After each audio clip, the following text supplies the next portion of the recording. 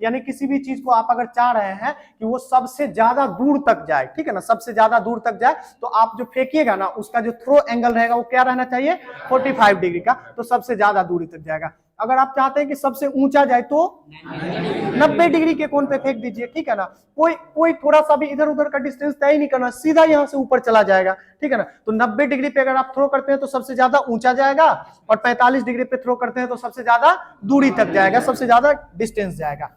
उसके बाद देखिए दूसरा क्वेश्चन है, प्रक्षेप का पथ कैसा होता है, ठीक है ना। तो प्रबलाकार, यानी किसी भी चीज को आप फेंकिएगा तो ऐसा नहीं है कि वो ऐसे ऐसे जाएगा, वो कैसे, सीधे ऐसे जाएगा, मतलब सीधा यहाँ से उठेगा और ऐसे गिर जाएगा, ठीक है ना। जितना उसको पावर से फेंकिएगा उतना दूरी तय करेगा, जितना एंगल पे फेंकिएगा उतना दूरी तय करेगा, लेकिन आकार जो होता है वो कैसा होगा, परवलयाकार, यानी कि पैराबोलिक उसका आकार होगा। तीसरा क्वेश्चन है, उत्तोलक के सिद्धांत पर कार्य करता है। उत्तोलक किस सिद्धांत पे कार्य करता है, तो ये आर्किमिडीज के सिद्धांत पे कार्य करता है, ठीक है ना। आगे आपको बताना है, किस श्रेणी के उत्तोलक में आलंब बिंदु जो है ना ये बीच में रहता है, तो ये प्रथम श्रेणी में, ठीक है ना, आलंब बिंदु जो है ये बीच में रहता है प्रथम श्रेणी में। इसके बाद आगे क्वेश्चन है, कूड़ा की गाड़ी का पहिया किस श्रेणी का उत्तोलक है, तो ये द्वितीय, तृतीय नहीं, द्वितीय श्रेणी का, ठीक है ना। कूड़ा का गाड़ी कहने का मतलब जो है ना, हाँ, जैसे ऐसे उठा लेते हैं और दो ही चक्का रहता है और ऐसे करके जो गुड़काते हैं, तो ये क्या है, क्या हुआ, एक ही चक्का, हाँ मतलब वही सॉरी एक ही चक्का रहता है, जो जिसको ऐसे करके नहीं उठा करके तब चलाते हैं, ऐसे रख दीजिएगा तो खड़ा हो जाएगा, ऐसे उठा करके चला रहे हैं तो वो किस श्रेणी का, द्वितीय श्रेणी का। किस श्रेणी का उत्तोलक है, द्वितीय श्रेणी का लीवर है, ठीक है ना। आगे आपको बताना है, किस श्रेणी के उत्तोलक में प्रयास बिंदु बीच में रहता है, ठीक है ना। तो प्रयास बिंदु किसमें, तो तृतीय में, प्रयास बिंदु बीच में कहां रहेगा, तृतीय उत्तोलक में, ठीक है ना, तृतीय श्रेणी के उत्तोलक में। आगे आपको बताना है, तृतीय श्रेणी के उत्तोलक में यांत्रिक लाभ हमेशा क्या होगा, तो हमेशा एक से कम ही होगा, हमेशा एक से कम ही होगा। इसके बाद देखिए अगला क्वेश्चन है, सरसी जो है ना, ये सरसी किस प्रकार का जो है उत्तोलक है, तो प्रथम श्रेणी का उत्तोलक है। सरसी जो है ये प्रथम, क्या, हाँ पिलास का तरह ही वो काम करता है। आगे आपको बताना है, पेशी उत्तक कितने प्रकार के होते हैं, 3 प्रकार के होते हैं, ठीक है ना। पेशी उत्तक कितने प्रकार के, 3 प्रकार के। अभी देखेंगे कि क्या होता है पेशी उत्तक वगैरह, उत्तक अभी अच्छे से पढ़ेंगे क्योंकि उत्तक से बहुत प्रश्न आता है। आगे आपको बताना है, किस प्रकार की कोशिका से त्वचा का निर्माण होता है, तो अधिचर्म कोशिका, ठीक है ना, चमड़ा जो बोलते हैं ना, चमड़ा जो बोलते हैं ना, चमड़ा, वही कोशिका से जो है पूरा त्वचा का निर्माण होता है, ठीक है ना। एपिडर्मिस इसको बोलते हैं हिंदी में, सॉरी इंग्लिश में। आगे आपको बताना है, पौधे में लचीलापन किस उत्तक के कारण होता है, तो ये कोलेनकाइमा के कारण, ठीक है ना। ये भी यहाँ से भी प्रश्न बहुत बार पूछा जाता है, ये कोलेनकाइमा, पेरेनकाइमा, स्क्लेनकाइमा क्या है, ठीक है ना, एडेनकाइमा क्या है, ठीक है ना, एडेनकाइमा भी होता है, उसके बारे में भी अभी देखेंगे, ठीक है ना। हाँ, जलीय में जो होता है।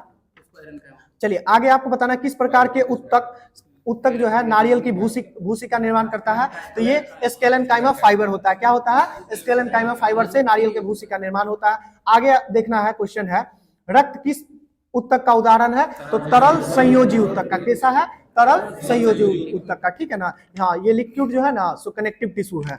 आगे आपको बताना है, हिस्टामिन का स्राव जो है कोशिका में कहाँ पाया जाता है, ठीक है ना, तो संयोजी उत्तक में। हिस्टामिन का स्राव कहाँ से होता है, तो ये संयोजी उत्तक से ही होता है। आगे आपको बताना है, रूट टिप या फिर सूट टिप कौन से उत्तक में पाया जाता है, तो रूट टिप और सूट टिप जो है ना विभज्योतक उत्तक में। किसमें पाया जाता है, विभज्योतक उत्तक में, यानी कि मेरिस्टेमेटिक टिश्यू में। किसमें पाया जाएगा, मेरिस्टेमेटिक टिश्यू में पाया जाता है, रूट टिप या फिर सूट टिप। आगे आपको देखना है, पादप कोशिका में कोशिका भित्ति का जो है सो किससे बनी होती है, तो सेलुलोज और पेक्टिन से बनी होती है। किससे बनी होती है, सेलुलोज और पेक्टिन से बनी होती है, ठीक है ना।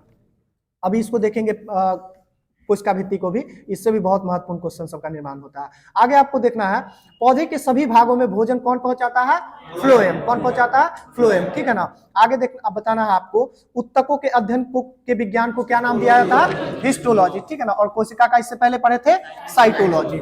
इसके बाद बताना है आपको, बच्चे के शरीर में कौन सा उत्तक होता है जिससे ठंड का एहसास कम होता है, ठीक है ना, तो ये ब्राउन एडिपोज टिश्यू होता है। क्या होता है, ब्राउन एडिपोज टिश्यू होता है। जैसे एडिपोज टिश्यू जो है ना गर्मी पैदा करने के लिए ही माना जाता है। एडिपोज टिश्यू किस चीज के लिए, गर्मी पैदा करने के लिए, क्योंकि उसमें वसा का मात्रा बहुत ज्यादा होता है, ठीक है ना। फैट जो है सो कहां पे संरक्षित रहता है, तो एडिपोज टिश्यू में ही संरक्षित रहता है, ठीक है ना। क्या हुआ, हाँ, एक ब्राउन एडिपोज होता है, एक व्हाइट एडिपोज होता है, ठीक है ना।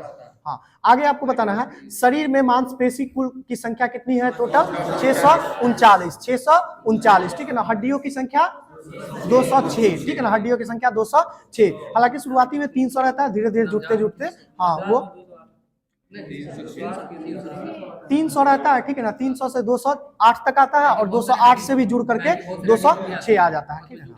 हाँ, आगे आपको बताना है गर्भावस्था में बच्चों का आरबीसी का निर्माण कहाँ होता है, तो लिवर में होता है, ठीक है ना। जब बच्चा मदर बूम में रहता है ना, ठीक है ना, तो मदर बूम में जो है सो उसका जो निर्माण होता है आरबीसी का, वो अस्थि मज्जा उस समय डेवलप ही नहीं रहता, हड्डी उतना डेवलप ही नहीं रहता है कि वो बना पाएगा।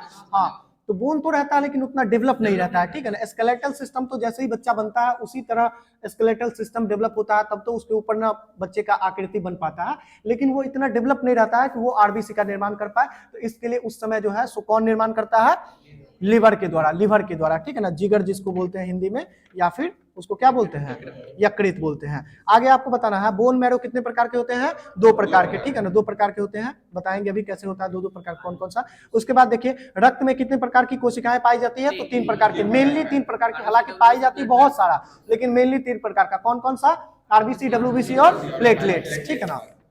इसके बाद बता आरबीसी का जो वैज्ञानिक नाम है वो क्या है, हाँ ल्यूकोसाइट ना, एरिथ्रोसाइट, क्या है, एरिथ्रोसाइट, ठीक है ना। एरिथ्रो जो है ना शब्द ही, एरिथ्रो हमेशा शब्द किसको डिनोट करता है, लाल रंग को, एरिथ्रो किसको डिनोट करता है, लाल रंग को, ठीक है ना। और उजला के लिए कल कौन सा शब्द बताए थे, ल्यूको, उजला के लिए कौन सा बनाता है, ल्यूको, तो ल्यूकोसाइट, ठीक है ना। डब्ल्यूबीसी को क्या बोलते हैं, ल्यूकोसाइट्स बोलते हैं, हाँ थ्रोम्बोसाइट, प्लेटलेट्स को थ्रोम्बोसाइट बोलते हैं, ठीक है ना।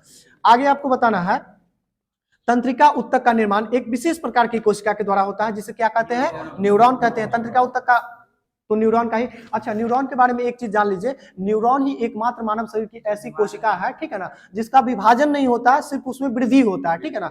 यानी कि आपके मदर वूम में जो न्यूरॉन डेवलप हो गया, ठीक है ना, वो न्यूरॉन अब क्या होगा, सिर्फ धीरे धीरे वो बढ़ता चला जाएगा। ऐसा नहीं है कि एक न्यूरॉन था अब वो डिवाइड होकर के तंत्रिका तंत्र बहुत विकसित होकर के डिवाइड होकर के संख्या बढ़ जाएगा, नहीं, जो है वही उसी में उसका लंबाई बढ़ते जाएगा। और मानव शरीर में सबसे लंबी जो कोशिका होती है ना, वो यही न्यूरॉन की कोशिका होती है।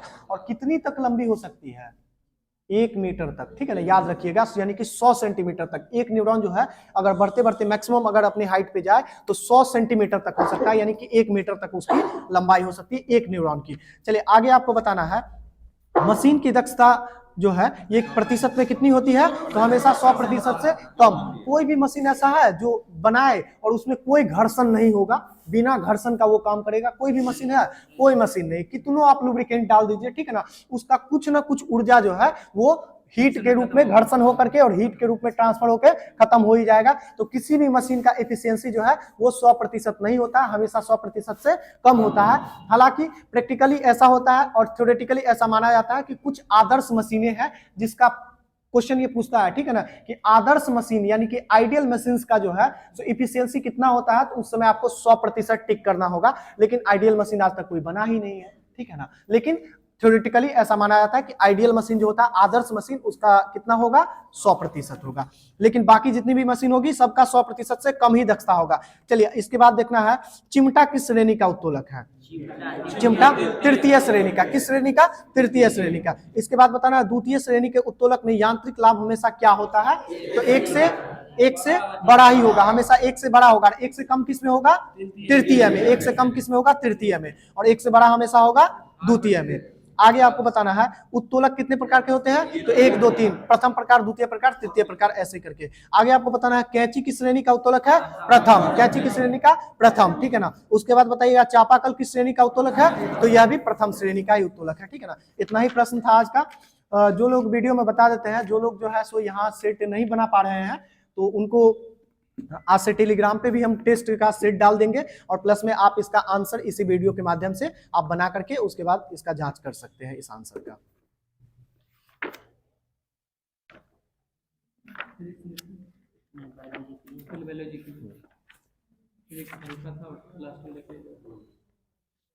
उत्तक देखिए बहुत इंपॉर्टेंट चैप्टर है, ठीक है ना। उत्तक देखिए सबसे पहले जो है ना, ये मान लीजिए ये दीवाल जैसे है, ये दीवाल, तो इसमें मेन कंपोनेंट क्या है, ये दीवाल किस चीज का, अगर हम यूनिट खोजना चाहे, अगर हम मात्रक खोजना चाहे, तो मात्रक क्या है इस दीवाल का, ईंट है। मात्रक क्या है, ईंट है। हालांकि बालू सीमेंट भी लगा हुआ है, लेकिन मेनली जो बना हुआ किसका बना हुआ है, ईंट का बना हुआ। इसी तरह से हम लोग का भी शरीर है ना, उसमें अगर यूनिट खोजना चाहे तो यूनिट क्या चीज है, कोशिका। क्या चीज है? कोशिका। सबसे छोटा यूनिट क्या हो जाएगा? कोशिका। इसी के लिए कोशिका का तो डिफिनीशन भी होता है, मानव शरीर की क्रियात्मक और संरचनात्मक इकाई, ठीक है ना, इकाई शब्द पे ध्यान दीजिए। इकाई क्या है? कोशिका।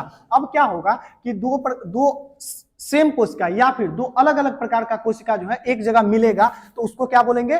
टिश्यू। क्या बोलेंगे? उत्तक। उसको उत्तक बोल देंगे। अब क्या होगा, बहुत सारे अलग अलग प्रकार के या फिर सेम उत्तक जब एक जगह मिलेंगे तब उसको क्या बोलेंगे? अंग बोल देंगे, ऑर्गेन बोल देंगे। क्या बोलेंगे? ऑर्गेन बोल देंगे।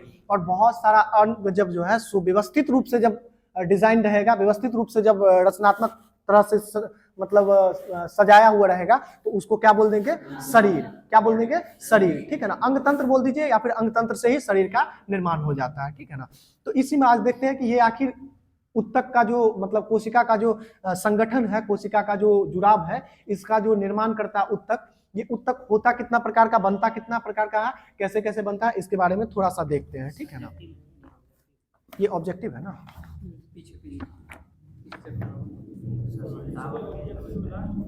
अच्छा, ठीक ठीक ठीक, ये भी अच्छा है। अच्छा, ये नया एडिशन फिर लाए हैं ना। चलिए ठीक है। वीडियो में थोड़ा सा जो लोग को बुक से बार बार कंफ्यूजन रहता है, पूछते रहते हैं कि कौन सा बुक है कौन सा बुक है, अभी फिलहाल जो चल रहा है ना वो एसके झा सर के द्वारा एक बुक बनाया गया है, वो प्रॉपर सिर्फ साइंस का ही बुक है। उसमें तीनों सेक्शन आपको मिल जाएगा, फिजिक्स, केमिस्ट्री और बायोलॉजी तीनों सेक्शन मिल जाएगा। उसी से होमवर्क भी दिया जाता है पढ़ने के लिए और सभी लोग पढ़ के आते हैं और उसी का फिर से डिस्कशन होता है। पहले तो एक सेट चलता है उसी का क्वेश्चन का और फिर इसके बाद उसका डिस्कशन हो रहा है और वही डिस्कशन का आप लोग को वीडियो मिल रहा है। चलिए सबसे पहले देखते हैं कि उत्तक का जो है, ये उत्तक शब्द किसके द्वारा दिया गया था? हाँ, उत्तक शब्द किसके द्वारा दिया गया था? नहीं, विचट के द्वारा नहीं दिया गया था। ठीक है ना, बिल्कुल सही है, एन ग्रीव के द्वारा। एन ग्रीव के द्वारा उत्तक शब्द जो दिया गया था ना वो किसके द्वारा? तो एन ग्रीव के द्वारा दिया गया था। ठीक है ना, और उत्तक के अध्ययन को कहते क्या है? हिस्टोलॉजी। अभी बताए थे। ठीक है ना, हिस्टोलॉजी इटली के प्रथम वैज्ञानिक हिस्टोलॉजी कहते हैं। ठीक है ना, हाँ हाँ,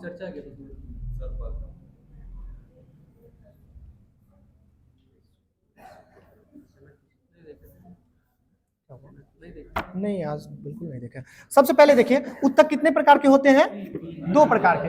उत्तक कितने प्रकार के? दो प्रकार के। ठीक है ना, तो सबसे पहले एक उत्तक को हम डिफाइन कर लेंगे कि वो एनिमल टिश्यू है और एक प्लांट टिश्यू है। ठीक है ना, एक क्या है? एनिमल और एक प्लांट टिश्यू है। ठीक है ना, अब देखिए सबसे इसमें मेन जो है वो थोड़ा सा पहले पादप उत्तक को देख लेते हैं। ठीक है ना, उसके बाद एनिमल टिश्यू को भी देख लेंगे, दोनों इंपोर्टेंट है।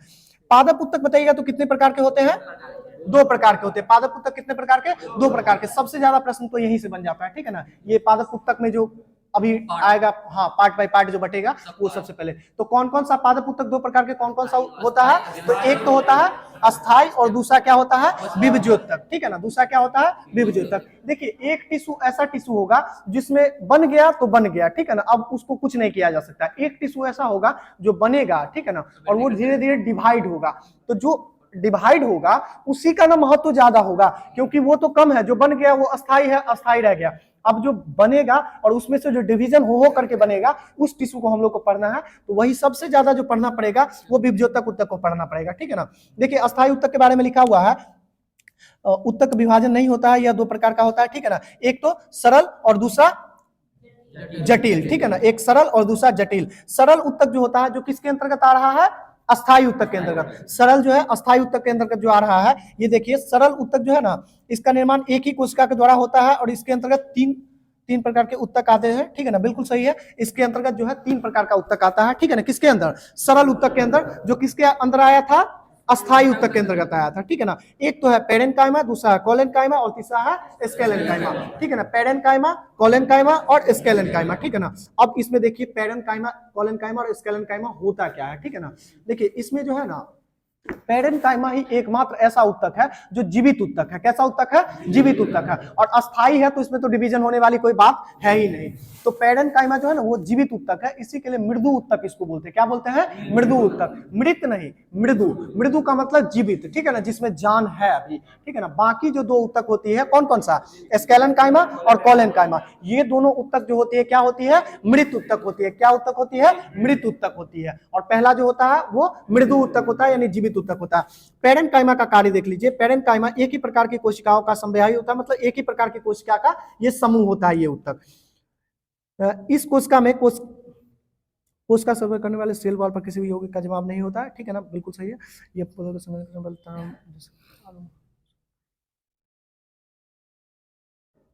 देखिए यह जो है ना मृदु ऊतक है, ठीक है ना, तो मृदु ऊतक पे तो कोई कवच होगा नहीं। सबसे पहले मृदु ऊतक पे कोई कवच नहीं होगा, तो कवच पादप ऊतक में जो कवच होता है वो क्या होता है, सेल वॉल। क्या होता है, सेल वॉल, यानी कोशिका भित्ति। तो इस ऊतक पे ना कोशिका भित्ति का कोई लेप नहीं होगा। क्या होगा, कोशिका भित्ति का कोई लेप नहीं होगा। उसके बाद दूसरा चीज, मृदु ऊतक जो है ना, यानी कि पेरेन्काइमा जो है, ये भोजन को संग्रहित करने का काम करता है। क्या करता है, भोजन को संग्रहित करने का काम। जैसे कि मान लीजिए कि आपको प्रकाश संश्लेषण की क्रिया हुई और प्रकाश संश्लेषण की क्रिया से जो है भोजन बन गया, ग्लूकोज बन गया, तो वो ग्लूकोज बनेगा कहां पे और भोजन रहेगा कहां पे, तो इसको एक प्रकार का ना पादप का जो है ना, पादप सेल का आप किचन कह सकते हैं। क्या कह सकते हैं, किचन। यहीं पे जो है सो भोजन का निर्माण होता है। कहां पे, पेरेन्काइमा में, पेरेन्काइमा ऊतक में। और यही पेरेन्काइमा ऊतक से आगे चल करके धीरे धीरे जब होगा तो फिर जो है फ्लोएम जा करके और यहां से फ्लोएम सबको बांटने का काम करेगा। यानी कि पादप शरीर का जो है ना, पादप कोशिका का जो है, आप वेटर का अगर बात करें जो सर्व करने वाला है, तो सर्व करने वाला क्या है, फ्लोएम। जबकि किचन का काम कौन करता है, तो मृदु ऊतक करता है, यानी कि पेरेन्काइमा करता है। पेरेन्काइमा जो है ना, जैसे आलू मूली सलजम इन सबके जड़ों में भी पाया जाता है पेरेन्काइमा ऊतक। इसके बाद देखिए कॉलेनकाइमा, ठीक है ना, कॉलेनकाइमा के बारे में। और ये जो है ना पेरेन्काइमा जो ऊतक होती है, इसमें कोई स्ट्रेंथ नहीं होता, कोई जान नहीं होता, ये कड़ा नहीं होता। मृदु ऊतक मतलब बहुत ही ये लचीला ऊतक होता है। कौन सा, पेरेन्काइमा। इसके बाद देखिए स्थूल कोन ऊतक बोलते हैं, इसी को क्या बोलते हैं, कॉलेनकाइमा बोलते हैं। कॉलेनकाइमा जो है ना, ये लंबी कोशिका, लंबी लंबी कोशिका का जो है सो संग्रह होगा, ठीक है ना, लंबी लंबी कोशिका का संग्रह होगा। ये फाइबर की तरह होगा, कॉलेनकाइमा जो कैसा होगा, फाइबर की तरह होगा, ठीक है ना। इसके बाद देखिए इस प्रकार की कोशिका में स्पर्श करने वाले सेल वॉल होते हैं, ठीक है ना। सेल वॉल तो इसमें रहेगा ही, क्योंकि ये मृत ऊतक है, तो मृत ऊतक के ऊपर से कवच चाहिए, ठीक है ना, मृत ऊतक के ऊपर से क्या चाहिए, कवच चाहिए, तो इसमें सेल वॉल की उपस्थिति होगी। तो प्रश्न यही पूछता है कि कौन सा सरल ऊतक ऐसा है जिसमें सेल वॉल नहीं होता, कोशिका भित्ति नहीं होता, तो कौन सा, पेरेन्काइमा। बाकी कॉलेनकाइमा और स्केलेनकाइमा दोनों होगा। इसके बाद देखिए कॉलेनकाइमा जो है ना, ये मजबूत तो होता है लेकिन उतना मजबूत नहीं होता है जितना स्केलेनकाइमा होता है। कॉलेनकाइमा मजबूत तो होता है लेकिन उतना मजबूत नहीं होता है जितना स्केलेनकाइमा होता है। इसी के लिए स्केलेनकाइमा, जितना भी आप कठोर चीज देख रहे हैं, जितना भी पादप प्लांट वर्ग में आप जितना भी कठोर टिश्यू देख रहे हैं, जैसे ये मान लीजिए कि ये सब जो प्लाई वलाई देख रहे हैं, उसके बाद आप नारियल वगैरह का छिलका वगैरह देखेंगे, ठीक है ना, या फिर कोई भी कड़ा चीज देखेंगे, वो सब क्या होता है, सब स्केलेनकाइमा होता है। क्या होता है, स्केलेनकाइमा होता है। अब पेरेन्काइमा में तो जान है ही नहीं और स्केलेनकाइमा तो बहुत मजबूत हो गया, तो इसके बीच वाला जो होता है, जो कॉलेनकाइमा होता है, वो ना ही कम मजबूत और ना ही ज्यादा मतलब हार्ड, ठीक है ना, वो लचीला होता है। तो जैसे धान का पेड़ है, क्या है, धान का पेड़ है, तो वो देखते हैं बहुत मजबूत तो नहीं रहता लेकिन गिरता भी नहीं है, ठीक है ना। तो वो किस ऊतक के कारण नहीं गिरता है, यही कॉलेनकाइमा के कारण। किस ऊतक के प्रेजेंस के कारण, कॉलेनकाइमा के कारण। यह भी पिछले बार जो है ना 2018 से पहले जो ग्रुप डी हुआ था, उसमें ये क्वेश्चन 3-4 बार रिपीट हुआ था कि धान का पौधे में लचीलापन जो है ये किसके कारण होती है, तो यही कॉलेनकाइमा ऊतक के कारण होता है, ठीक है ना, कॉलेनकाइमा ऊतक के कारण। इसके बाद जो कठोरता आएगी वो किस ऊतक के कारण आएगी, स्केलेनकाइमा के कारण आएगी, ठीक है ना। यही मेनली जो पूछा जाता है वो यही क्वेश्चन पूछा जाता है कॉलेनकाइमा और स्केलेनकाइमा से।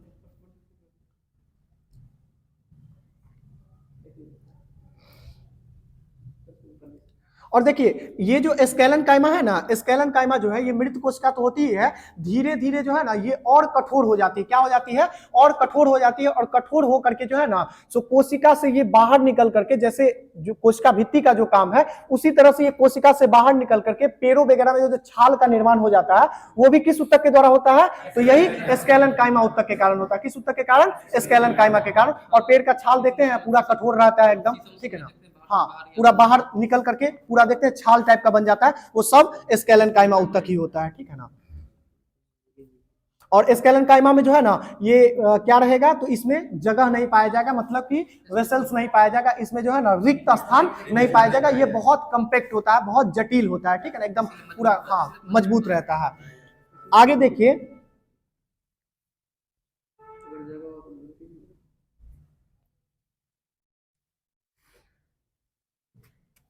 इसके अंदर जाइलम और फ्लोएम का जो बात आ गया, ठीक है ना, जटिल ऊतक, जो सरल अस्थाई जटिल ऊतक जो होता है, ठीक है ना, इसके अंदर क्या आ जाता है, तो जाइलम और फ्लोएम, जाइलम और फ्लोएम। जाइलम को जो है ना, सो हाँ, जाइलम किस चीज का परिवहन करता है, तो खनिज लवण और जल दोनों याद रखिएगा। खनिज लवण और जल का जो परिवहन होगा वो पादप किस कोशिका के द्वारा होगा, तो जाइलम के द्वारा होगा, ठीक है ना। और फ्लोएम क्या कर रहेगा, तो अभी बताए तो वो वेटर का काम करता है, ठीक है ना। खाना बन गया है पेरेन्काइमा में, अब उस खाना को जो है ना पूरे शरीर के हर भाग तक, यानी कि जितना भी पेड़ है उसके हर एक कोशिका तक जो खाना पहुंचाने का काम करेगा वो कौन करता है, तो फ्लोएम के द्वारा किया जाता है, ठीक है ना, फ्लोएम के द्वारा। देखिए जाइलम और फ्लोएम में जो है ना, इसमें भी सब डिवीजन होता है। क्या होता है, सब डिवीजन होता है, मतलब यह भी बटा होता है। तो जाइलम कितने प्रकार के होते हैं, 4 प्रकार के। कितने प्रकार के, 4 प्रकार के। और फ्लोएम कितने प्रकार के, 4 प्रकार के। दोनों जो है सो 4 प्रकार के होते हैं। तो 2 तो बहुत आसानी से याद रहेगा, 2 अभी एक बार पढ़ेंगे तो अच्छे से याद हो जाएगा, ठीक है ना।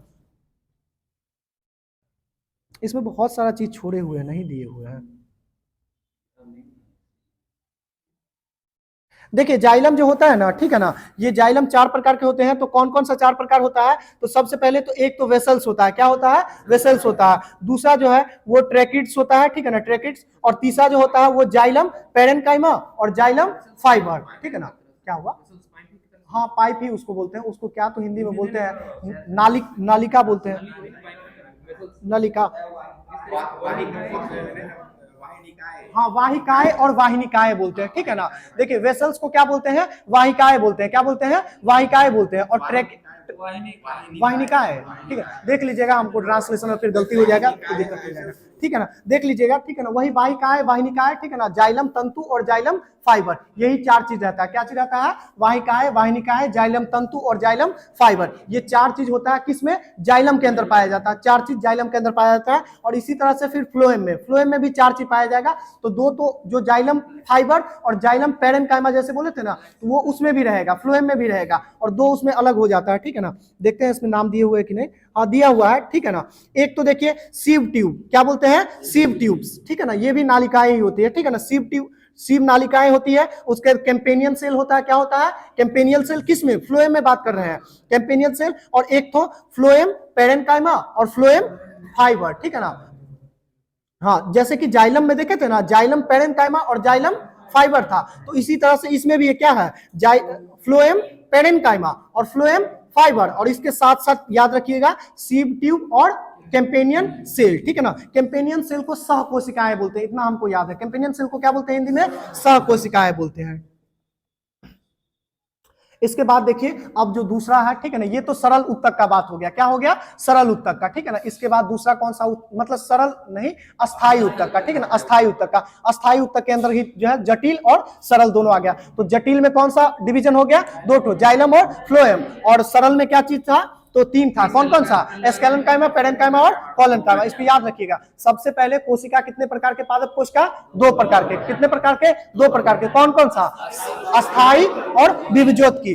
अब अस्थाई में सबसे पहले चलता है, विभज्योत की बाद में देखेंगे। अस्थाई में जो है कोशिका जो होगा वो एक होगा सरल अस्थाई और एक होगा जटिल अस्थाई। क्या होगा, सरल अस्थाई और जटिल अस्थाई। यानी कि अस्थाई उत्तक कितने में बट गया, 2 में। कितने में, 2 में। कौन कौन सा, सरल अस्थाई, जटिल अस्थाई। अब सरल अस्थाई उत्तक जो है 3 में बट गया। कितने में, 3 में बट गया। इसको याद रखिएगा, इस डिवीजन को याद रखिएगा, बहुत इंपॉर्टेंट है। सरल अस्थाई जो है वो 3 में बट गया। कौन कौन सा, पेरेन्काइमा, कोलेनकाइमा, स्केलेनकाइमा। पेरेन्काइमा, कोलेनकाइमा, स्केलेनकाइमा, ठीक है ना। एक चीज छूट रहा है। उसके बाद देखिए पेरेन्काइमा, स्केलेनकाइमा, कोलेनकाइमा जैसे पढ़े ना, एक होता है एरेनकाइमा। क्या होता है, एरेनकाइमा। एरेनकाइमा ना सभी पादप कोशिका में नहीं पाया जाता। जो जलीय पादप कोशिका है ना, जो जलीय पादप कोशिका है, उसमें जो काम यहाँ पेरेन्काइमा कर रहा है ना, सेम यही काम जो है वहां पे क्या करेगा, एरेन्काइमा करेगा। सेम वही काम। तो यहाँ क्या कर रहा था काम पेरेन्काइमा, भोजन का निर्माण, भोजन का संग्रह, ठीक है ना। तो वह भी वहीं पे वो करेगा काम, कौन, एरेन्काइमा। चलिए इसके बाद देखते हैं सरल अस्थाई उत्तक के बाद जो है जटिल अस्थाई उत्तक। कौन सा, जटिल अस्थाई उत्तक। जटिल अस्थाई उत्तक फिर 2 में बट जाता है। किसमें, 2 में। कौन कौन सा, जाइलम और फ्लोएम, जाइलम और फ्लोएम। अब देखिए जाइलम और फ्लोएम जो है ना, ये फिर 4 भाग में बट जाता है। तो 4 भाग कौन कौन सा है, तो जाइलम का कौन कौन सा है, तो वाहिकाएं, वाहिनिकाएं, जाइलम तंतु और जाइलम फाइबर। फिर से बोलते हैं, वाहिकाएं, क्या हो, तंतु और फाइबर एक ही चीज है। हाँ ठीक ठीक, उसी को फाइबर को हिंदी में बोलते हैं। हिंदी, ठीक है, फाइबर को हिंदी में जाइलम पेरेन्काइमा यानी कि जाइलम मृदु उत्तक, ठीक है ना, सॉरी, देखिए वाहिकाएं, वाहिनिकाएं, जाइलम मृदु उत्तक यानी कि जाइलम पेरेन्काइमा और जाइलम फाइबर, ठीक है ना, जाइलम फाइबर हो जाएगा। इसके बाद जो है सो फिर फ्लोएम, फ्लोएम भी फिर 4 में बढ़ जाएगा, कितने में बढ़ जाएगा, 4 में। कौन कौन सा, तो इसका हिंदी हमको नहीं याद है, ठीक है ना, एक तो सीव ट्यूब्स, क्या होगा, सीव ट्यूब्स, ठीक है ना, सीव नालिकाएं बोलते हैं, ठीक है ना, हाँ इसका भी हिंदी याद है, सीव नालिकाएं बोलते हैं। दूसरा कैंपेनियन सेल, जिसको क्या बोलते हैं, सहकोशिकाएं, क्या बोलते हैं, सहकोशिकाएं। और उसके दो जैसे जाइलम में पढ़े थे वैसे यहाँ फ्लोएम में पढ़ेंगे, क्या क्या चीज, तो फ्लोएम मृदु उत्तक, फ्लोएम मृदु उत्तक या फिर फ्लोएम पेरेन्काइमा, और उसके बाद जो है दूसरा क्या हो जाएगा, फ्लोएम फाइबर हो जाएगा। इतना में खत्म हो गया क्या चीज, अस्थायी उत्तक, अस्थायी उत्तक, अस्थायी उत्तक में पूरा खत्म, ठीक है ना, अस्थायी उत्तक पूरा खत्म। इसके बाद अब है विभज्योत उत्तक, कौन सा, विभज्योत उत्तक। विभज्योत उत्तक ज्यादा इंपॉर्टेंट है क्योंकि ये थोड़ा कॉम्प्लेक्स है, ठीक है ना, हाँ विभाजन करता है, नए कोशिका का निर्माण यही करता है, ठीक है ना।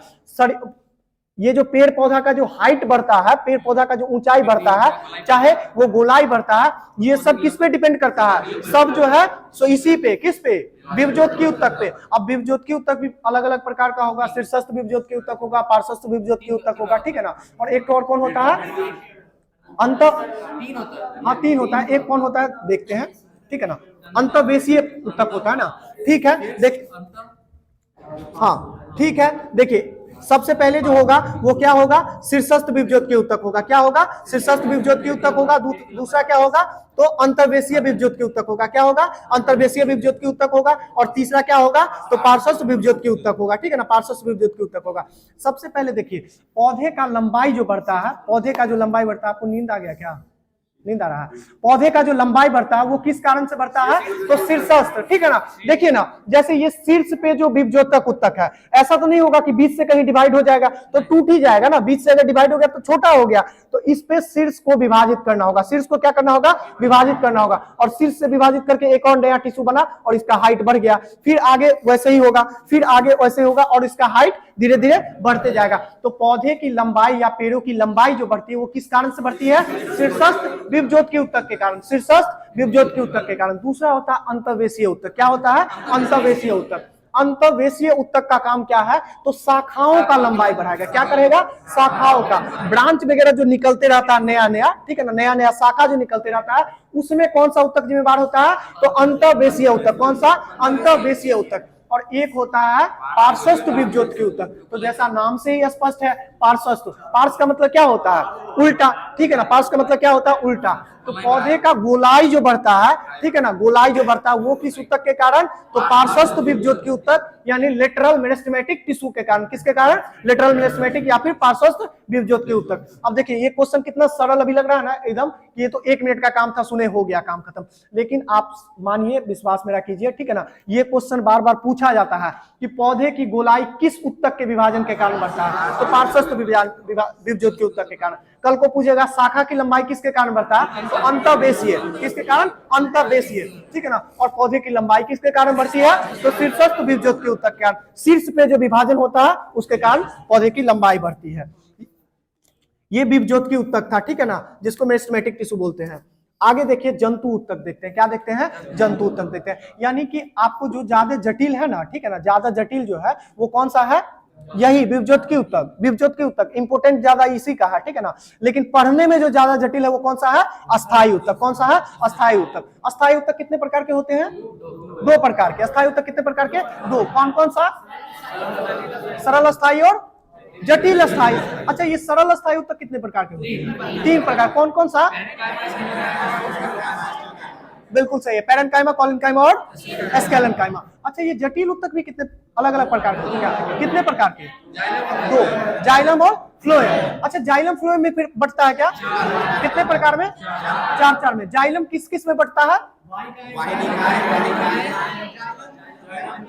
बिल्कुल सही है, वाहिकाएं, वाहिनिकाएं, और उसके बाद क्या बोलते हैं, जाइलम मृदु उत्तक और जाइलम तंतु, ठीक है ना। उसके बाद फ्लोएम भी बढ़ता है क्या, फ्लोएम कितना में, 4 में। कौन कौन सा, शिव टिश्यू, शिव नालिकाएं, ठीक है ना, शिव भगवान शिव है ना, वैसे शिव नालिकाएं याद रखिएगा, क्या, शिव नालिकाएं, ठीक है ना, शिव नालिकाएं। उसके बाद सहकोशिकाएं, क्या, सहकोशिकाएं, ठीक है ना। उसके बाद तो 2 तो याद है ही, फ्लोएम मृदु ऊतक और फ्लोएम फाइबर, फ्लोएम फाइबर। इसके बाद आगे चलिए, इसके बाद यहां तक काम खत्म हो गया किसका? अस्थायी ऊतक का। इसके बाद दूसरा ऊतक कौन सा है? विभज्योत ऊतक, ठीक है ना, मेरिस्टेमेटिक टिश्यू। विभज्योत ऊतक कितने प्रकार के होते हैं? 3 प्रकार के। कौन कौन सा? शीर्षस्थ, पार्श्वस्थ, अंतःवेशी, ठीक है ना। अच्छा बताइएगा, पार्श्व, ठीक है ना, बताइएगा पौधे का जो लंबाई बढ़ता है ये किस ऊतक के कारण? शीर्षस्थ के कारण, ठीक है ना। उसके बाद उसकी शाखा का लंबाई अंतःवेशी, अंतःवेशी, और उसका जो गोलाई बढ़ते जाता है वो पार्श्व विभज्योत की ऊतक के कारण बढ़ता है। इसके बाद अब देखते हैं थोड़ा सा जंतु ऊतक। क्या देखते हैं? जंतु ऊतक। जैसे जंतु कोशिका था उसी तरह से जंतु ऊतक देखते हैं। देखिए जंतुओं में जो मेनली जो पाया जाता है ना, हालांकि बहुत प्रकार का पाया जाता है, लेकिन मेनली जो पाया जाता है, ठीक है ना, वो 4 प्रकार के टिश्यू। कितने प्रकार के? 4 प्रकार के टिश्यू। ये बहुत इंपॉर्टेंट है, ये चारों पार्ट जो है ये बहुत इंपॉर्टेंट है, ठीक है ना। इसका कहाँ क्या काम है, कौन सा ऊतक से किस अंग का निर्माण होता है, ये बार बार प्रश्न पूछा जाता है, ठीक है ना। देखिए तो ये 4 कौन कौन सा है? तो एक तो है उपकला ऊतक। क्या है? उपकला ऊतक। दूसरा क्या है? संयोजी ऊतक। क्या है? संयोजी ऊतक। तीसरा क्या है? पेशी ऊतक। क्या है? पेशी ऊतक। और चौथा क्या है? तंत्रिका ऊतक। तंत्रिका ऊतक, बस ये नहीं, तंत्रिका ऊतक। क्या है? तंत्रिका ऊतक। पहला क्या है? उपकला, पहला उपकला, दूसरा संयोजी, तीसरा पेशी, चौथा तंत्रिका, ठीक है ना, तंत्रिका। ये ऊतक है। अब इसके बारे में थोड़ा सा पढ़ते हैं, ठीक है ना। ये उपकला ऊतक जो है जिसको एपिथेलियम टिश्यू बोलते हैं। क्या बोलते हैं? एपिथेलियम टिश्यू बोलते हैं। हाँ, ये उपकला ऊतक जो है ना, देखिए ये शरीर की खुली सतहों को सुरक्षा प्रदान करने के लिए होता है। शरीर की खुली सतहों को सुरक्षा प्रदान करने के लिए कौन सा ऊतक होता है? उपकला ऊतक। कौन सा? उपकला ऊतक, ठीक है ना। देखिए यह शरीर के उन सभी जगहों पे पाई जाती है जिनकी सतह खुली हुई है तथा बाहरी पदार्थों को नुकसान पहुंच सकता है। त्वचा के बाहरी परत को एपिडर्मिस कहते हैं। जैसे कि, हाँ ठीक है, जहां भी कोई भी अंग है ना, ठीक है ना, कोई भी अंग है उसका जो बाहरी खुला हुआ मतलब जो भाग है उस पर कौन सा ऊतक का लेप रहेगा? उपकला ऊतक का। किसका? उपकला ऊतक का, ठीक है ना। और हम लोग के त्वचा पे जो उपकला ऊतक होता है वो कौन सा होता है? एपिडर्मिस। त्वचा पे जो होता है कौन होता है? एपिडर्मिस, जिसको हिंदी में क्या बोलते हैं? अधिचर्म। क्या बोलते हैं? अधिचर्म ऊतक बोलते हैं, अधिचर्म ऊतक बोलते हैं, ठीक है ना। इसके बाद देखिए ये उपकला ऊतक जो है ना, ये किस किस अंग का निर्माण करता है? सबसे इंपॉर्टेंट ये है, ठीक है ना। किस किस अंग का निर्माण करता है ये सबसे इंपॉर्टेंट है। देखिए सबसे पहले जैसे आहार नली है, ठीक है ना, आहार नली, फूड पाइप जो है, आहार नली जो है, जो कहां से चालू हो जाता है? हमारे मुंह से ही चालू हो जाता है, ठीक है ना। कहां पे अंत होता है? एनस पे जाकर के खत्म होता है। तो इसका जो निर्माण है ना, ये किस ऊतक के द्वारा होता है? उपकला ऊतक के द्वारा होता है। देखिए ना, उपकला ऊतक अभी बोला ही था कि जो भी बाहरी खुला हुआ रहेगा उस पे हम रहेंगे, ठीक है ना। तो जैसे कि मुंह में खाना डाले और एक पाइप है, मान लीजिए एसिडे लेकर के डाल दिए, थोड़ा सा नॉर्मल एसिड डाल दिए, तो अगर कमजोर टिश्यू रहेगा तो गया काम से, ठीक है ना। तो सुरक्षा देने के लिए कौन सा ऊतक रहेगा? उपकला ऊतक रहेगा, ठीक है ना, क्योंकि ये बाहर से खुला हुआ है। इसके बाद देखिए वायु कोष्ठ, ठीक है ना, यानी कि विंड पाइप जो होता है, ठीक है ना, जो हम लोग जो सांस लेते हैं जिसको ट्रैकिया भी बोलते हैं, ये भी किसका है? तो ये भी उपकला ऊतक का ही बना हुआ, क्योंकि ये भी तो बाहर से खुला हुआ है ना। ये भी बाहर से अंदर में, मतलब ऐसा नहीं समझिए कि बाहर से खुला हुआ का मतलब ये पैकिंग तो दिख रहा है, इसके अंदर भी तो पाइप खुला हुआ ही है ना। तो ये कौन सा ऊतक का निर्माण होगा? उपकला ऊतक का। उसके बाद देखिए अंडवाहिनी, ठीक है ना, जितना भी ट्यूब्स जितना भी होगा ना, ठीक है, जितना भी नालिका होगा ना, सारा नली किसका बना होगा? तो इसी का बना होगा। किसका? उपकला ऊतक का ही बना होगा, ठीक है ना। उसके बाद देखिए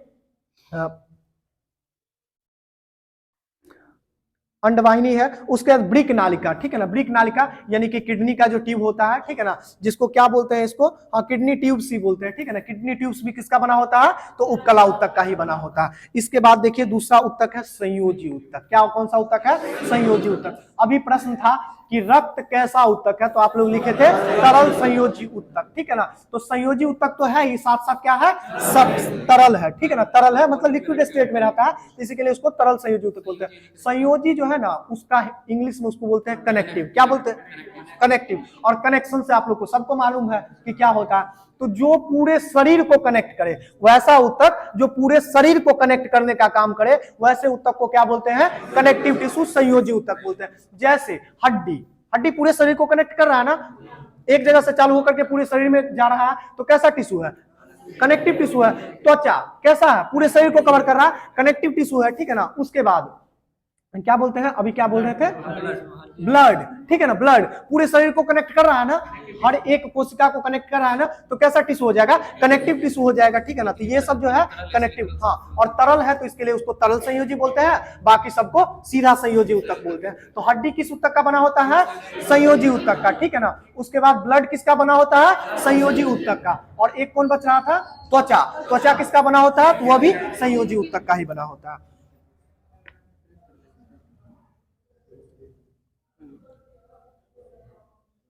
और देखिए एक होता है हिस्टामिन प्रोटीन होता है, क्या होता है, हिस्टामिन प्रोटीन। इसका भी जो स्रावन होता है ना वो कहां से होगा, तो संयोजी ऊतक से ही होगा। हिस्टामिन प्रोटीन का स्रावन कहां से होता है, संयोजी ऊतक से ही होता है।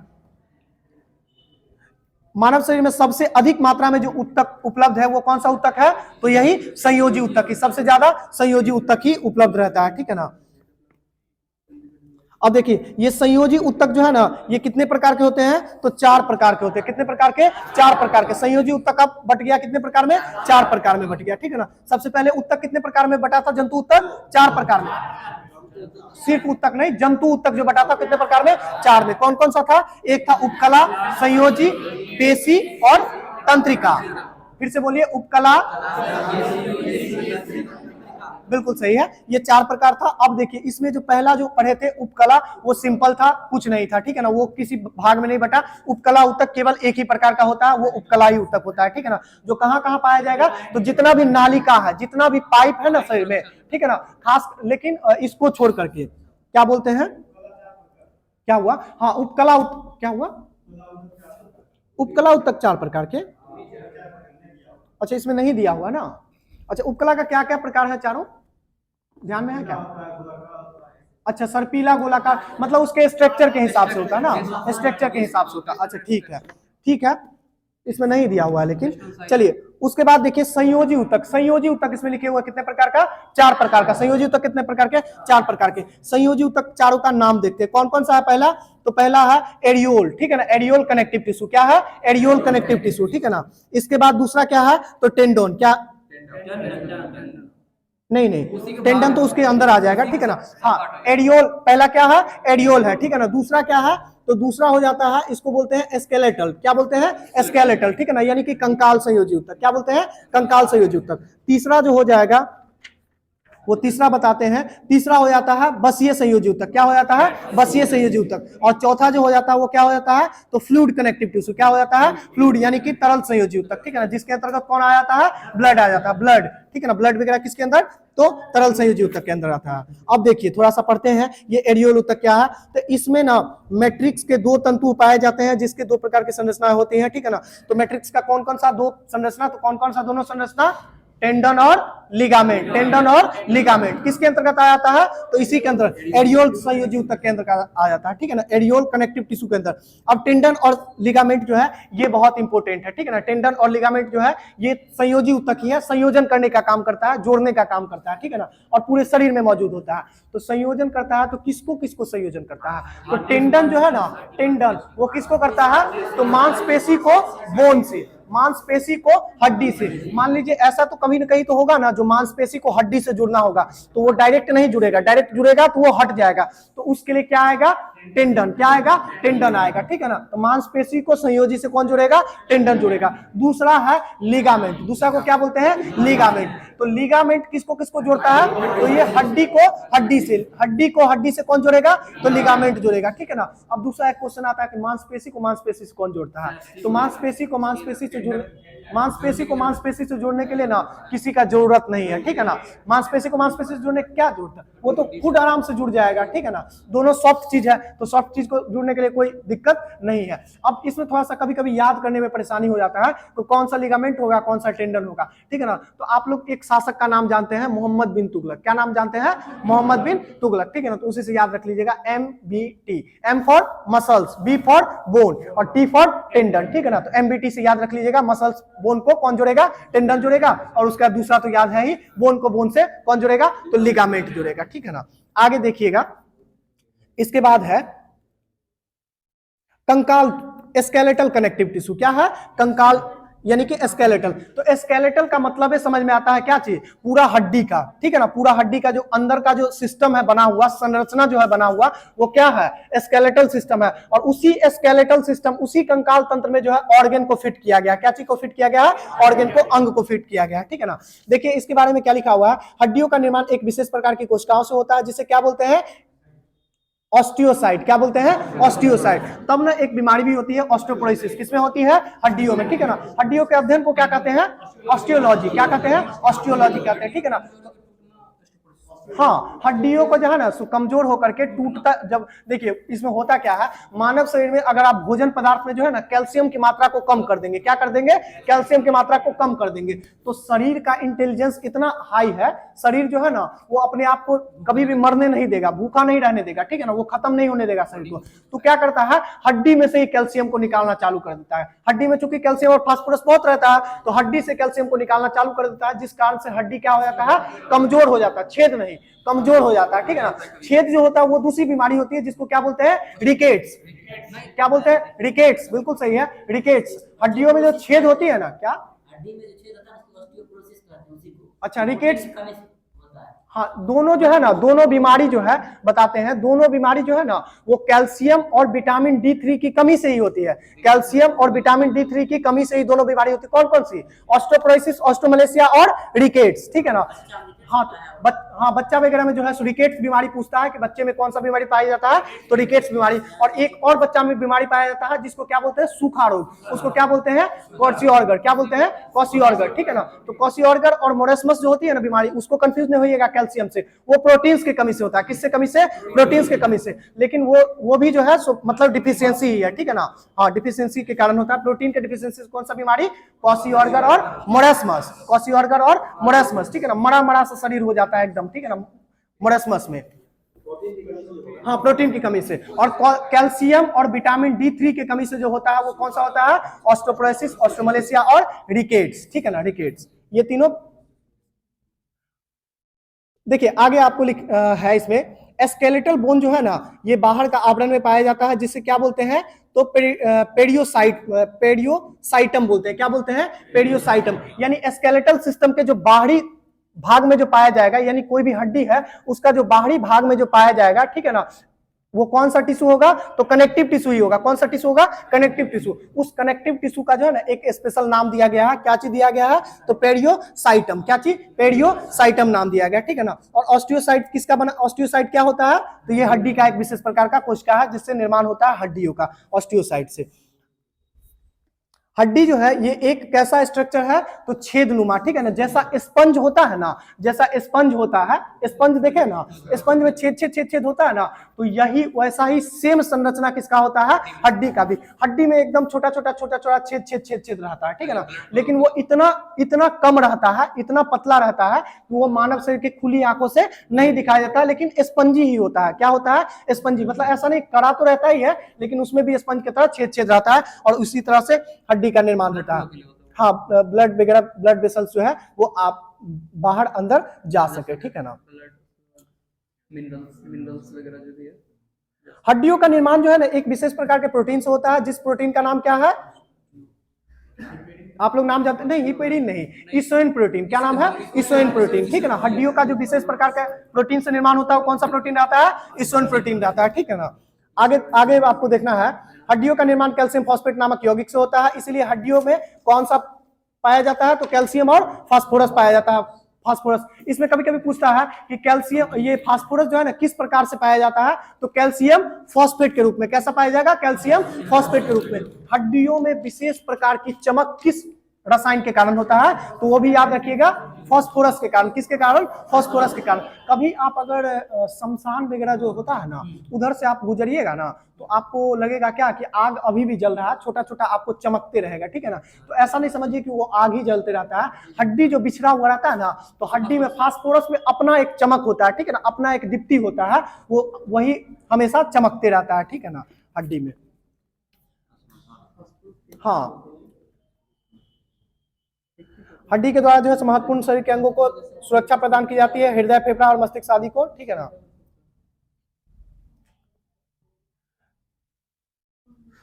देखिए इसके बाद देखिए बोन मैरो का जिक्र आता है, ठीक है ना। हड्डियों के बीच में मौजूद छिद्र में कुछ विशेष प्रकार के उत्तक पाए जाते हैं जिसे क्या कहते हैं, बोन मैरो या फिर अस्थि मज्जा कहते हैं। बोन मैरो या अस्थि मज्जा कहते हैं। अच्छा, अस्थि मज्जा जो है ना कितने प्रकार के होते हैं, 2 प्रकार के। कितने प्रकार के, 2 प्रकार के। कौन कौन सा, तो एक तो येलो बोन मैरो, क्या होगा, येलो बोन मैरो, और एक तो रेड, ठीक है ना, रेड। येलो से डब्ल्यूबीसी बनता है, येलो से हाँ ठीक है, येलो से क्या चीज का निर्माण होता है, तो डब्ल्यूबीसी का निर्माण होता है। और आरबीसी का किससे निर्माण होता है, तो रेड बोन मैरो से आरबीसी का निर्माण होता है, ठीक है ना। और इसी से प्लेटलेट्स भी इसी से बनता है, ठीक है ना। प्लेटलेट्स भी कहाँ से बनता है, तो यहीं से बनता है। और गर्भावस्था में तो भी बताए थे कि आरबीसी का निर्माण कहाँ होगा, यकृत में होगा, ठीक है ना। तो इसके बाद देखिए उपास्थि एक होता है जिसको कार्टिलेज बोलते हैं। क्या बोलते हैं, कार्टिलेज बोलते हैं। इसका निर्माण एक विशेष प्रकार की कोशिका से होता है जिसको कोरेंडोसाइट्स कहते हैं, ठीक है ना, कोरेंडोसाइट्स कहते हैं, ठीक है ना। ये उपास्थि है। उपास्थि कुछ भी नहीं होता है। उपास्थि जो है ना एक कमजोर जो है ना, जैसा टेंडन वगैरह होता है ना, उसी तरह का जो है ना, टेंडन की तरह का ही जो है ना, सो मतलब जहां पे कमजोर टिश्यू की जरूरत पड़ती है, जो मतलब लचीलापन, हाँ फ्लेक्सिबिलिटी, ठीक है ना, जो लचीलापन चाहिए जहां पे, जो ऐसा नहीं है कि मांसपेशी अगर बार बार लचीलापन रहेगा तो मांसपेशी तो टूट जाएगा। बार बार अगर वो ऊपर नीचे होता रहेगा तो मांसपेशी टूट जाएगा। धागा को कितना बार आप ऊपर नीचे कीजिएगा, टूट जाएगा। लेकिन रबड़ नुमा अगर कोई आकृति बना देते हैं तो वो कभी टूटेगा, कभी नहीं टूटेगा, ठीक है ना। तो उसी प्रकार का लचीला जो अगर प्रदान करना है कहीं पे, तो वो कौन सा हो जाएगा, उपास्थि। वहां पे कार्टिलेज का निर्माण होता है, कार्टिलेज के द्वारा। छोड़ दें, देखिए इस थोड़ा सा इसको जो है ना, सो हाँ संयोजी उत्तक को खत्म कर देते हैं। संयोजी उत्तक, इसके बाद देखिए दूसरा जो संयोजी उत्तक है वो कौन सा है, दूसरा क्या हुआ, हाँ कर देते हैं, ठीक है ना। उसके बाद देखिए तीसरा जो संयोजी उत्तक है कौन सा है, बसा संयोजी। बसा संयोजी कौन सा है, बसा संयोजी है, ठीक है ना। बसा संयोजी उत्तक है। तो बसा संयोजी उत्तक कुछ भी नहीं होता है, ठीक है ना। ये एक ऐसा प्रकार का उत्तक होता है जो अपने अंदर जो है ना जगह को खाली रखता है और इसमें बसा को स्टोर करके रखता है। क्या चीज को स्टोर करके रखता है, बसा को। यानी जितना भी जो है ना फैट्स वगैरह जो स्टोर रहता है वो कहाँ पे रहता है, तो बसा संयोजी उत्तक जिसको एडिपोज टिश्यू कहते हैं उसी में रहता है। इसके बाद आगे देख लीजिए, तो एक है क्या चीज, तरल संयोजी उत्तक। जो तरल संयोजी उत्तक नाम से ही स्पष्ट है, ठीक है ना। ऐसा संयोजी उत्तक जो तरल अवस्था में हो जाता है, तो जिसका जैसे उदाहरण के लिए क्या बोल सकते हैं आप, ब्लड बोल सकते हैं, ठीक है ना। सबसे अच्छा जो उदाहरण है वो ब्लड ही है, ठीक है ना।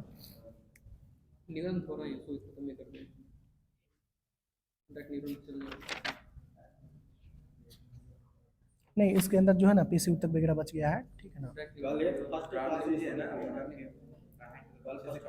एक देख लीजिए, लास्ट करवा देते हैं, ठीक है ना, थोड़ा सा एक करवा देते हैं। लिम्फ्स के बारे में बहुत प्रश्न पूछता है, ठीक है ना। लसिका जिसको बोलते हैं, लसिका, ठीक है ना। लसिका से क्वेश्चन पूछता है। देखिए लसिका जो है ना ये ब्लड के अंदर ही पाया जाता है। कहाँ पे पाया जाता है, ब्लड के अंदर। लसिका ब्लड के अंदर ही पाया जाता है। यह बिल्कुल रक्त के समान होता है लेकिन इसमें आरबीसी नहीं होता है, ठीक है ना। लसिका जो है ना वो एकदम लगेगा कि ये ब्लड ही है लेकिन उसमें आरबीसी नहीं होता है, ठीक है ना। आरबीसी नहीं होता है। आरबीसी नहीं होने के कारण इसका रंग कैसा हो जाता है, सफेद। कैसा हो जाता है, सफेद हो जाता है। लसिका का रंग सफेद हो जाता है। देखिए लिम्स में यानी कि लसिका में डब्ल्यूबीसी बहुत अधिक मात्रा में पाया जाता है जिसके कारण यह रोगों से लड़ने के लिए एंटीबायोटिक का निर्माण करता है। तो क्वेश्चन पूछता है कि एंटीबायोटिक्स का जो निर्माण होता है शरीर में वो किससे होता है, तो लसिका से होता है, ठीक है ना। कभी भी ऐसा नहीं मारिएगा कि एंटीबायोटिक का निर्माण डब्ल्यूबीसी करता है। एंटीबायोटिक का निर्माण लसिका करता है और लसिका के अंदर डब्ल्यूबीसी अधिक मात्रा में पाया जाता है, ठीक है ना। हाँ वही एंटीबॉडी, क्या हुआ,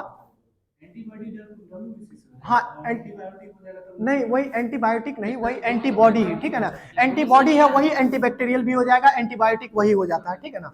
वही है एंटीबॉडी ही है, ठीक है ना। एंटीबॉडी ही है। एंटीबैक्टीरियल मतलब जो बैक्टीरिया के खिलाफ जो पदार्थ बनाया जो बैक्टीरिया को नष्ट करे वही एंटी बैक्टीरियल हो जाता है। और एंटीबॉडी कहने का मतलब इसमें सब आ जाता है, ठीक है ना। चाहे वो वायरस के खिलाफ हो, चाहे वो बैक्टीरिया के खिलाफ हो, चाहे प्रोटोजोआ के खिलाफ हो, चाहे कोई भी माइक्रो ऑर्गेनिज्म के खिलाफ हो, ठीक है ना। इसके बाद देखिए ब्लड तथा लिम्फ शरीर में अलग अलग बहते हैं, ठीक है ना। ऐसा नहीं है कि ब्लड के साथ ही जो है सो ये बह जाएगा कौन, लिम्फ यानी कि लसिका जो है, ऐसा नहीं कि इसी में वेसल्स में ही बहने लगे। सोने दोनों अलग अलग बहते हैं। ब्लड जिस नली के द्वारा बहता है उसे ब्लड वेसल्स कहते हैं, जबकि लिम्फ्स जिस नली के द्वारा बहता है उसे लिम्फ वेसल्स कहते हैं, ठीक है ना। ब्लड वेसल्स कौन कहलाएगा, जिसमें ब्लड बहेगा, और लिम्फ वेसल्स कौन कहलाएगा, जिसमें हाँ लसिका बहेगी, ठीक है ना। इतना ही लिखे हुए हैं। एक तो चीज इसमें और इंपॉर्टेंट है, ठीक है ना, लसिका जो है ना ये क्या करता है, तो जितना भी शरीर में माइक्रो ऑर्गेनिज्म है इसको जो है ना अपने अंदर फंसा लेता है। क्या करता है, अपने अंदर फंसा लेता है, और उसमें WBC रहता है जिसमें कि क्या चीज का निर्माण होते रहता है, एंटीबॉडी का निर्माण रहता है, और वहां से उस जितने भी माइक्रो ऑर्गेनिज्म है उनको खत्म कर दिया जाता है। ठीक है ना, ठीक है, आज के लिए इतना ही छोड़ देते हैं। बंद कर दीजिएगा, बंद कर दीजिएगा, बस पॉज करना है।